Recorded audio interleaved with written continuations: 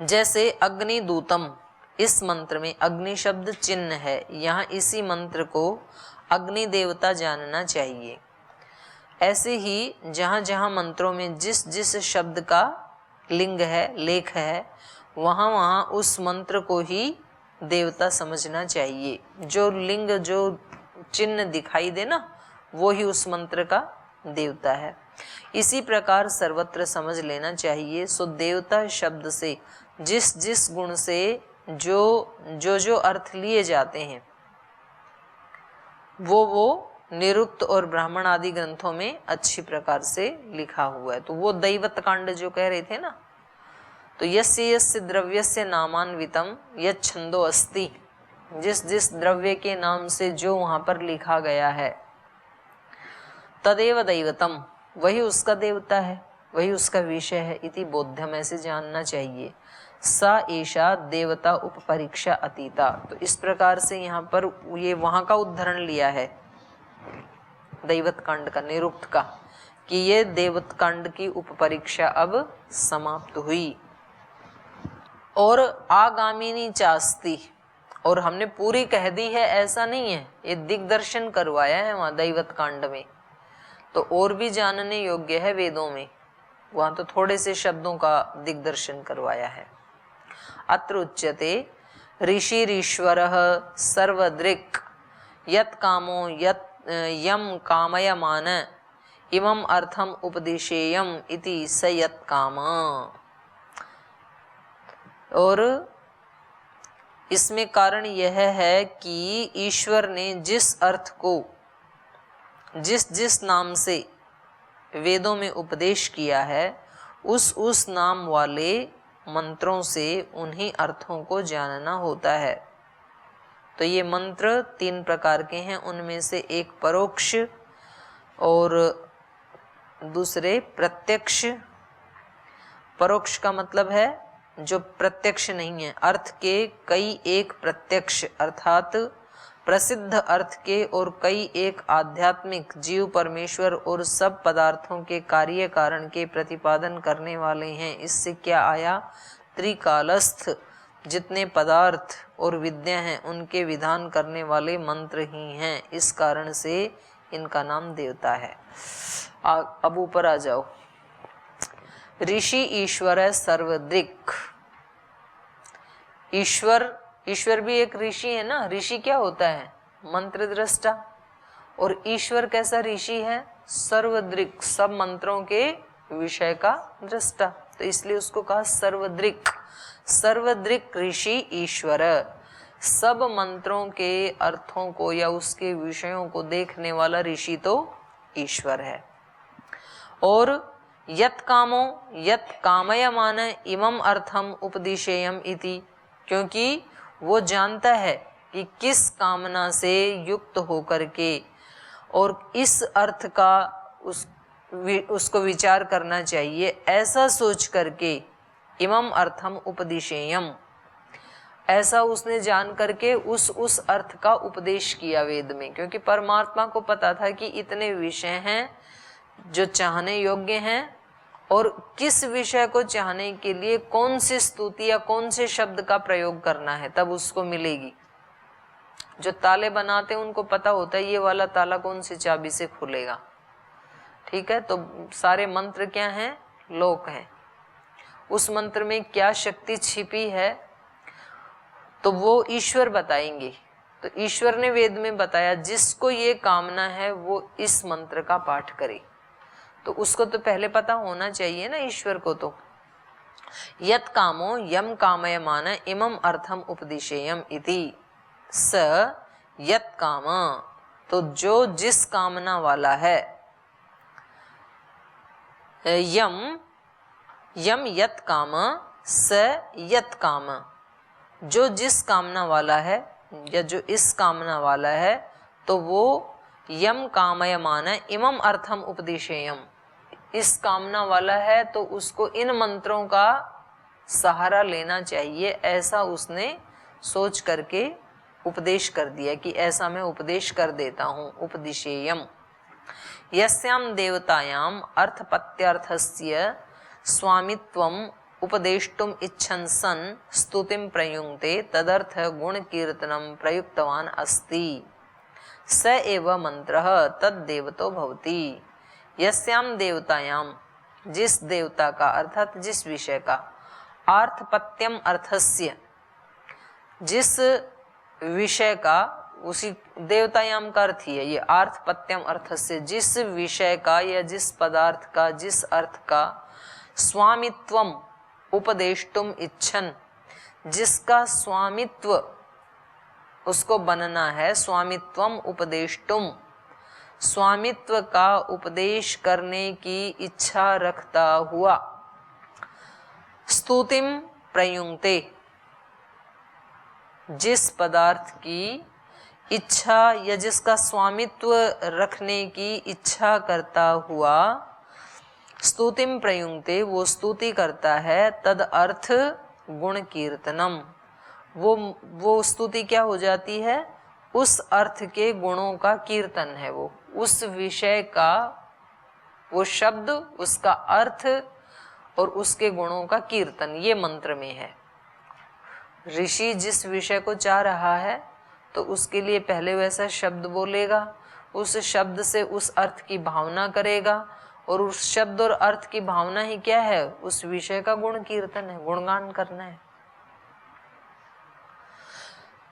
तो देवतायाम आर्थपत्यम अर्थस्य स्वामित्वम उपदेष्टुम इच्छन् सन् स्तुतिम प्रयुङ्क्ते तदर्थ गुण कीर्तनम प्रयुक्तवान अस्ति, तो वैसे ही गुण कीर्तन को करते हुए वो प्रयुक्त होता है। स एव मंत्र देवतो भवति, और फिर वो ही विषय उस मंत्र का देवता बन जाता है। किंच, और भी, यदेव अर्थ प्रतीतिकरणम दैवतम प्रकाश्यम येन भवति स मंत्रो देवता शब्दवाच्यो अस्ति इति विज्ञायते। देवतार्थ प्रतीतिकरणम, जिस देवता के अर्थ की प्रतीति करना, देवता का मतलब है यहाँ विषय, जिस विषय के बारे में उसको प्रतीति करनी है, दैवतम प्रकाश्यम, जिसके द्वारा उस विषय का प्रकाशन होना है, जिस विषय की अभिव्यक्ति वो करना चाहता है, तो दैवतम प्रकाशम येन भवति, उस विषय का प्रकाशन जिससे होता है, स मंत्रो, वह मंत्र देवता शब्दवाच्यो अस्ति, वह मंत्र ही क्या कहा जाता है, देवता। देवता और मंत्र अलग अलग नहीं हैं, दोनों एक ही हैं। मंत्र क्या है, जिसका मनन किया जाए, और मनन किसका किया जाएगा, किसी विषय का। किस विषय का मनन किया जाएगा, जो हमें चाहिए। तो इसलिए यहाँ पर कहा यदेव अर्थ प्रतीतिकरणम दैवतम प्रकाश्यम येन भवति, जिस अर्थ का प्रतीतिकरण माने जिस विषय की उसको हृदय में प्रतीति होती है, तो यदेव अर्थ प्रतीतिकरणम दैवतम, वही क्या हो गया, दैवतम। तो उस विषय को प्रकाश्यम येन भवति, दैवतम प्रकाशम, जिस साधन से वो विषय उसके हृदय में प्रकाशित होता है, स मंत्रो देवता शब्द वाच्य अस्ति, वह मंत्र उसी ही देवता शब्द का वाच्य होता है। उस मंत्र में जिस विषय की उसने स्तुति की और जिस विषय की उसके अंतःकरण में प्रतीति हुई, वो ही उस मंत्र का देवता कहा जाएगा। देवता शब्द से वाच्य है वो। देवता शब्द वाच्यो अस्ति इति विज्ञायते, ऐसे जान लेना चाहिए। देवता विधा ऋचो या भी विद्वांस सर्वा सत्य विद्या स्तुवन्ति प्रकाशयन्ति, ऋचः स्तुताविति स्तुतौ इति धात्वर्थ योगात्। देवता भी, ये धा कहाँ गया, देवता विधा ऋचो या भी विद्वांस सर्वा सत्य विद्या स्तुवन्ति, जिन देवताओं से, ऋचः ऋचाओं से, या भी ऋच, जिन ऋचाओं से और जिन देवताओं से, जिस विषय से, विषय देवता मतलब विषय और ऋचा मतलब शब्द, तो जिन शब्दों से अर्थात जिन ऋचाओं से और देवता भी जिस विषय से। विद्वान से सर्वा सत्य विद्या स्तुवंती, ये विद्वान सब सत्य विद्याओं की स्तुति करता है। और प्रकाशयंती, और स्तुति करके उनको प्रकाशित कर लेता है। क्योंकि ऋचा जो शब्द है वो बना ही किससे है? ऋच स्तुतौ इति धात्वर्थ योगात। तो ऋच का अर्थ ही क्या है? स्तुति।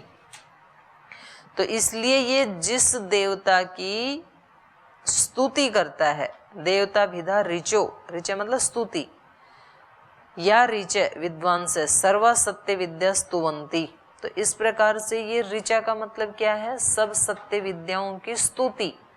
इसको कौन सी चाहिए?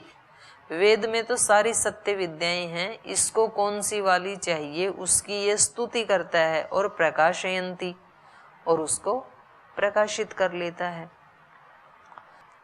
ऋच स्तुतौ इति धात्वर्थ योगा ता श्रुतयः त्रिविधा, त्रिप्रकार का संति। तो ये जो श्रुति हैं, श्रुति मतलब मंत्र, ये 3 प्रकार के हैं। ता श्रुतयः त्रिविधा, त्रिविधा का मतलब है त्रिप्रकार का संति। परोक्षकृताः, प्रत्यक्षकृता, आध्यात्मिक्यश्च इति। कुछ ऋचाएं हैं परोक्षकृता, माने उनके जो विषय है ना उसको आप प्रत्यक्ष नहीं देख सकते। जैसे स्वर्ग का वर्णन है, जैसे मोक्ष का वर्णन है जिन ऋचाओं में, तो वो ऋचाएं कैसी हैं? परोक्षकृता, प्रत्यक्षकृता नहीं है। कुछ ऋचाएं हैं प्रत्यक्षकृता, जिनमें ज्ञान का, बल का, ऐश्वर्य का वर्णन है, उसका हम प्रत्यक्ष कर सकते हैं। और कुछ हैं आध्यात्मिक, जिनमें आत्मा से संबंधित वर्णन है। तो मंत्रों के 3 प्रकार के अर्थ होते हैं। कुछ ऋचाएं परोक्षकृत हैं, कुछ प्रत्यक्षकृत हैं, कुछ आध्यात्मिक हैं। यासाम देवतानाम ऋचाम परोक्षकृतो अर्थो अस्ति सा परोक्षकृता। यासाम देवतानाम ऋचाम, जिस विषय वाली ऋचाओं का परोक्षकृतो अर्थो अस्ति, जिनका अर्थ परोक्ष है, दिखाई नहीं देता है, अप्रत्यक्ष है, ता परोक्षकृता, उन ऋचाओं को परोक्षकृता कहेंगे। यासाम प्रत्यक्षम अर्थो दृश्यते, जिनका अर्थ प्रत्यक्ष देखा जा सकता है, ता प्रत्यक्षकृता ऋचः देवता, वो प्रत्यक्षकृत ऋचाएं हैं, देवता हैं।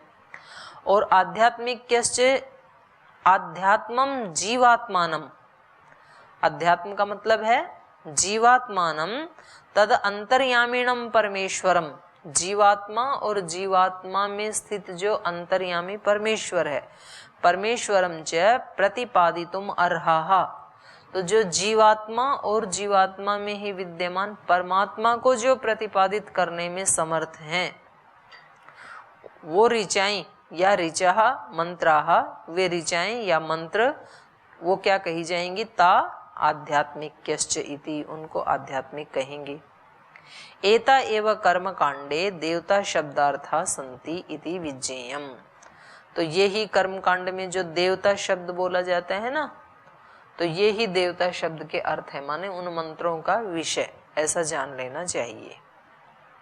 तद येन आदिष्ट देवता मंत्राः तेषु देवता उपपरीक्षा। तो कह रहे हैं तद येन आदिष्ट देवता मंत्राः, जिनसे आदिष्ट ये देवता या मंत्र हैं, तेषु उनमें देवता उपपरीक्षा, जिन मंत्रों में सामान्य अर्थात जहां जहां किसी विशेष अर्थ का नाम प्रसिद्ध नहीं दिख पड़ता, वहां वहां यज्ञ आदि को देवता जानना होता है। ये न अनादिष्ट, आदिष्ट नहीं है, ये अनादिष्ट है। तद ये अनादिष्ट देवता मंत्र, जिनमें देवता का आदेश नहीं किया गया है, अनादिष्ट है जिसमें, ये अनादिष्ट देवता मंत्र तेषु देवता उपपरीक्षा, तो उनमें देवता क्या है? परोक्ष नहीं है। उपपरीक्षा यद देवतः स यज्ञों, जिस देवता वाला वो यज्ञ है, अथवा यज्ञांग वा, या यज्ञ का अंग है, तद देवता भवन्ति, अथ भवन्ति, अथ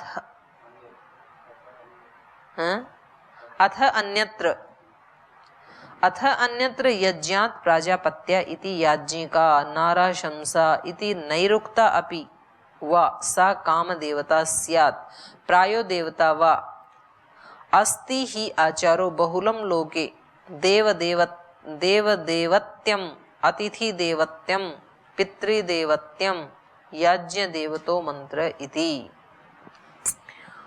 तो कह रहे हैं वहां पर क्या जान लेना चाहिए, यज्ञ आदि को ही देवता जान लेना चाहिए, जहाँ अनादिष्ट हो देवता। जैसे इन्होंने ये मंत्र दिया अग्निमेळे, इस मंत्र के भाष्य में 3 प्रकार का यज्ञ लिखा है।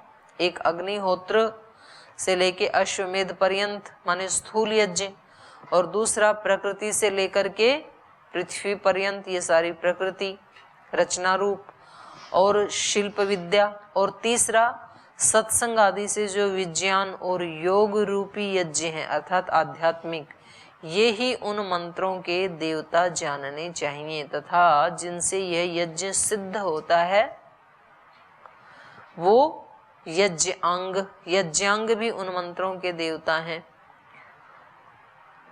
यज्ञांग मतलब कोई एक उपलब्धि होना, यज्ञ तो बहुत विराट हो गया, और यज्ञ का अंग माने कोई एक उपलब्धि। और जो इनसे भिन्न मंत्र हैं उनका प्राजापत्य अर्थात परमेश्वर ही देवता है, जो इनसे भी भिन्न है, और जो इनसे भी भिन्न मंत्र हैं उनका देवता परमेश्वर है। तथा जो मंत्र मनुष्यों का प्रतिपादन करते हैं उनके मनुष्य देवता हैं। जो मंत्र मनुष्यों का प्रतिपादन करते हैं तो उनका विषय हो गया मनुष्य। तो इसमें बहुत प्रकार के विकल्प हैं कि कहीं पूर्वोक्त देवता कहते हैं, कहीं यज्ञ आदि कर्म देवता कहलाते हैं, कहीं माता पिता आदि पिता विद्वान आदि देवता कहलाते हैं, कहीं अतिथि देवता कहलाते हैं, कहीं आचार्य देवता कहलाते हैं। तो ये सब, इनको सबको यज्ञ कहा यहाँ पर। आइए यहाँ पे तद ये अनादिष्ट देवता मंत्र तेषु देवता उपपरीक्षा, जिन मंत्रों में देवता कहा ही नहीं है, अनादिष्ट है, प्रसिद्ध नहीं है, तो वो क्या हो जाएंगे, वहां पर देवता की अब हमें उपपरीक्षा करनी है, हमें परीक्षा करनी है कि इस मंत्र का देवता क्या हो सकता है, इसका विषय क्या हो सकता है। यद देवतः स यज्ञो, और वो जो अनादिष्ट मंत्र हैं जिनमें देवता का कोई आदेश नहीं किया है, उनका देवता हम क्या मानेंगे, यज्ञ, क्योंकि यज्ञ तो बृहत हो गया ना, तो वही उसका देवता, वही उसका विषय है। स यद देवतः स यज्ञ व यज्ञांग व, या फिर यज्ञ का अंग मतलब कोई एक अंश यज्ञ का, वो उसका विषय है। यज्ञांगम व तद्देवता भवन्ति इति अथ अन्यत्र, और इससे अन्यत्र जहाँ पर यज्ञ भी विषय नहीं बनेगा, जहाँ यज्ञ भी देवता नहीं है, उससे अन्यत्र यज्ञात प्राजापत्य इति, तो कह रहे हैं फिर उस यज्ञ से भी अन्यत्र, यज्ञात अथ यज्ञात अन्यत्र, उस यज्ञ से भी अन्यत्र जिसमें यज्ञ भी विषय नहीं बनेगा जिन मंत्रों का, तो उनका कौन होगा देवता, प्राजापत्य, वो प्रजाओं का स्वामी अर्थात ईश्वर। प्राजापत्य इति याज्ञिकाः नाराशंसा, और जहां पर यज्ञ करने वाले वो विषय बनेंगे तो उसका मंत्र का देवता हो जाएगा याज्ञिका। और नाराशंसा इति नैरुक्ता अपि वा सा काम देवता स्यात्, तो ये भी एक देवताओं की ही श्रेणी है, नाराशंसा है, इसका बताएंगे। ये भी एक देवताओं की ही श्रेणी है, नाराशंसा भी। इति नैरुक्ता, ये निरुक्तकार कहते हैं। तो निरुक्त का जो 5वां है ना दैवत कांड, वो भी कल आप लेके आए, तो उसमें भी थोड़ा सा पढ़ेंगे तो और ज्यादा स्पष्ट हो जाएगा। अपि वा सा काम देवता स्यात्, और कह रहे हैं वो फिर जो हमारी कामना का विषय है उनको कहेंगे काम देवता। जिस विषय को हम कामना करके किसी विषय का मनन कर रहे हैं, बार बार चिंतन कर रहे हैं, तो उस हमारे विषय का देवता बन जाएगा कामना। वही कामना, उस जो एक विशेष कामना है वो उसका देवता। जैसे पुत्रेष्टि की कामना है तो वही उसका विषय बन जाएगा, वही उसका देवता बन जाएगा। प्रायो देवता वा अस्ति ही आचारो बहुलम लोके। तो लोक में ऐसे बहुत प्रकार के आचरण किए जाते हैं, अनेक अनेक प्रकार के विषयों से प्रेरित होकर के लोग कर्म करते हैं और वैसा चिंतन करते हैं। तो जो जैसा चिंतन मनन करते हैं और जो जैसा कर्म करते हैं वो फिर वैसे ही वो उनके देवता हो जाएंगे। तो इसलिए अस्ति ही आचारो बहुलम लोके देव देवत्यम अतिथि देवत्यम पितृदेवत्यम याज्ञ देवता मंत्र इति। तो इनमें कौन कौन हो सकते हैं? देव और अतिथि देव, देव देवत्यम, अतिथि देवत्यम। कुछ तो देव उसका देवों का देवत्व हो जाएगा उन मंत्रों में, कुछ का अतिथि विषय बन जाएगा, कुछ में माता पिता विषय बन जाएंगे, कुछ में यज्ञ के देवता वो मंत्र या देवता बन जाएंगे। तत्त अस्मादे खलु अनादिष्ट देवता मंत्रा अर्थात न विशेषतः देवता दर्शनम। तो ये कह रहे हैं तस्मात आदे खलु अनादिष्ट देवता मंत्रा। तो कह रहे हैं जो अनादिष्ट देवता वाले मंत्र हैं, जिन मंत्रों में किसी देवता का आदेश नहीं किया है, अनादिष्ट देवता मंत्राः अर्थात न विशेषतो देवता दर्शनम, विशेष रूप से देवता का दर्शन नहीं होता है जहां, और नामार्थो वा, और जहां विशेष रूप से उनका नाम या उनका अर्थ नहीं देखा जाता है। येषु न दृश्यते, न यहाँ करके जुड़ जाएगा। तेषु उन मंत्रों में देवता उपपरीक्षा, उनमें देवता की उपपरीक्षा करनी होती है। का अस्ति इति अत्र उच्यते। तो कौन उसका देवता होगा? देवता शब्द वो है ना, स्त्रीलिंग है नित्य ही, इसलिए का आया यहाँ पर। देवता उपपरीक्षा का अस्ति इति उच्यते, कौन उस मंत्र का देवता होगा ये बता रहे हैं। यत्र विशेषो न दृश्यते, जहाँ विशेष नाम तो देखा नहीं जाता है। तत्रैवं यज्ञो देवता, तो वहां पर इस प्रकार से विषय बनेंगे, इस प्रकार से देवता बनेंगे, जैसे यज्ञ देवता बन जाएगा सामान्य रूप से। जिन मंत्रों में किसी विशेष अर्थ का निर्देश नहीं किया है, उन मंत्रों का देवता कौन बन जाएंगे? यज्ञ बन जाएंगे। यज्ञांगो वा, या यज्ञ का कोई एक भाग उसका देवता बन जाएगा। यज्ञांगो वा एतत् देवता आख्याम इति विज्ञायते। तो इस प्रकार से देवताओं के बारे में जानना चाहिए। ये खलु यज्ञात अन्यत्र प्रयुज्यन्ते, और जिनका यज्ञ भी देवता नहीं होगा, यज्ञ से अन्यत्र जो प्रयुक्त होते हैं, ते वही वो देवता कौन से होते हैं? प्राजापत्याः, परमेश्वर देवता का मंत्राः भवन्ति। तो उनके देवता बनेंगे प्रजापति अर्थात परमेश्वर। तो परमेश्वर देवता है जिनका, वो ऐसे मंत्र कहलाएंगे। इति एवं याज्ञिका मन्यन्ते, ऐसा जो याज्ञिक लोग हैं वो जानते हैं। जिन मंत्रों में तो विशिष्ट रूप से निर्देश कर दिया, उन मंत्रों का वो ही देवता। जहाँ किसी विषय का विशेष रूप से आदेश नहीं किया, अनादिष्ट हैं, उनका यज्ञ ही देवता। और जहाँ यज्ञ भी देवता नहीं है, उनका प्रजापति देवता, ईश्वर ही देवता, ऐसे याज्ञिक मानते हैं। अत्रैव विकल्पो अस्ति, तो यहाँ भी विकल्प है। नारा संसा मनुष्य विषया इति नैरुक्ता ब्रुवंती। कह रहे हैं वो जो इनसे भी अलग है ना, जिनमें ना तो कोई आदिष्ट देवता है, ना जिनका यज्ञ देवता है, ना जिनका ईश्वर देवता है, तो उनको क्या कहेंगे? नाराशंसा, अर्थात मनुष्य विषया, मनुष्य विषय वाले हैं, फिर वो उनका देवता मनुष्य होगा। इति नैरुक्ता ब्रुवंती, ऐसे निरुक्तकार मानते हैं। तथा या कामना सा काम देवता भवती। तो कह रहे हैं जिसकी जैसी कामना उस कामना वाला ही उसका देवता होता है। सकामा लौकिका जनाः जानन्ति, तो जो सकाम होते हैं उनको लौकिक जन कहा जाता है। जो किसी कामना से युक्त होकर के, भिन्न भिन्न लौकिक कामनाओं से युक्त होकर के जो कर्म करते हैं, तो ऐसे ऐसे देवों को क्या कहेंगे? लौकिक। सकामा लौकिका जनाः जानन्ति, जो सकाम होते हैं उनको लौकिक जन जाना जाता है, उनको लौकिक कहा जाता है। एवं देवता विकल्पस्य प्रायेण लोके बहुलम आचारो अस्ति, तो इस प्रकार जो देवताओं का विकल्प है, उस विकल्प का लोक में प्रायः बहुत प्रकार का व्यवहार देखा जाता है। बहुलम आचारो अस्ति। क्वचित देव देवत्यम कर्म, तो कुछ कर्म तो देवों को उसमें रख करके, ध्यान में रख करके किए जाते हैं।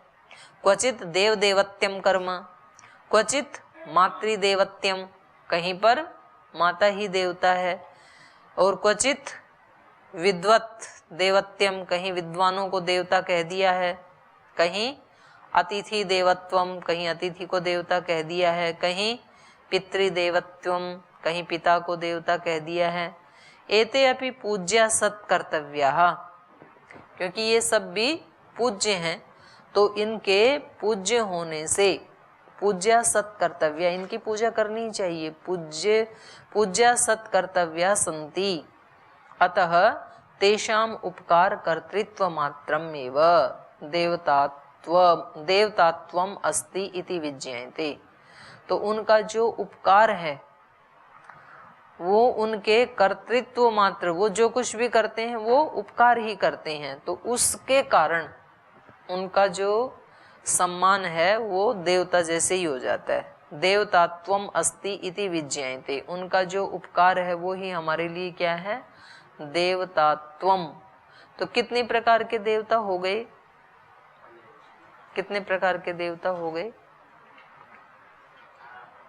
3 प्रकार की तो ऋचाएं हैं, परोक्षकृता, प्रत्यक्षकृता, आध्यात्मिक। तो उतने ही उनके देवता। कुछ देवता परोक्ष, देवता मतलब विषय, तो कुछ विषय परोक्षकृत हो गए, कुछ देवता प्रत्यक्षकृत हो गए, और कुछ देवता आध्यात्मिक हो गई। उसके अतिरिक्त कुछ देवता लौकिक हो गई। हाँ, जिन मंत्रों में कोई आदिष्ट नहीं, कोई आदेश नहीं है, उन मंत्रों के देवता मान लिया यज्ञ को ही देवता, यज्ञ ही देवता है। और जहाँ यज्ञ भी देवता नहीं है, उसका देवता ईश्वर है। उसके अतिरिक्त जो हम कर्म करते हैं, उन मंत्रों के अतिरिक्त भी जो हम कर्म करते हैं, तो उनका भी मनन होता ही है ना, तो वो भी मंत्र हैं। तो उनका देवता कौन? तो बोले ऐसे तो बहुत सारे लोक में देवता हैं। विद्वानों को भी देवता कहा जाता है, फिर माता पिता को भी देवता कहा जाता है, फिर जो अतिथि हैं उनको भी देवता कहा जाता है, फिर जिनसे अपना संबंध नहीं है लेकिन जो प्राज्य हैं उनको भी देवता कहा जाता है। तो ऐसे बहुत सारा देवताओं का आचरण लोक में देखा जाता है। मंत्रास्तु खलु यज्ञ सिद्धये मुख्य हेतुत्वात् यज्ञ देवता एव सन्ति इति निश्चीयते।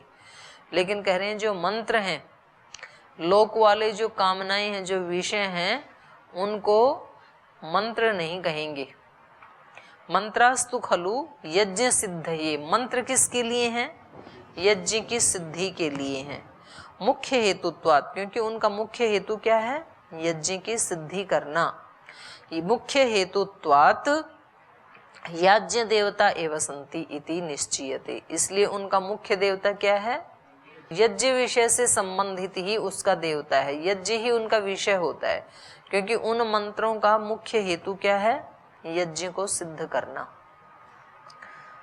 तो ये इतने देवता तो बता दिए, अभी आगे परिगणन करेंगे, इसको फिर कल पढ़ेंगे। यहीं इसको विराम देते हैं कक्षा को।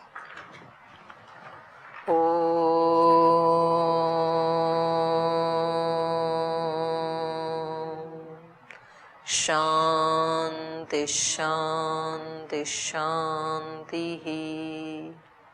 श्री गुरुभ्यो नमः।